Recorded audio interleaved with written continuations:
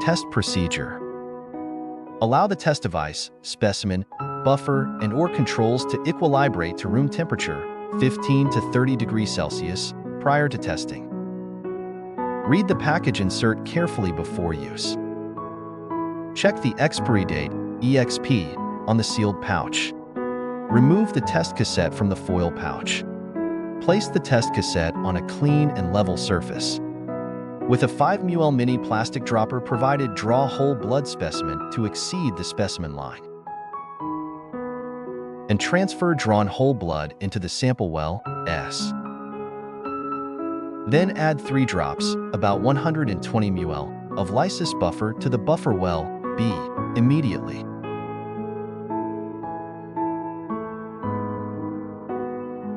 Start a timer.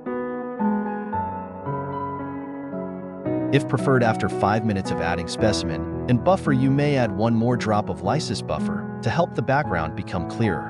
Results can be read in 20 to 30 minutes. It may take more than 20 minutes to have the background become clearer. Do not interpret the result after 30 minutes. Interpretation of results.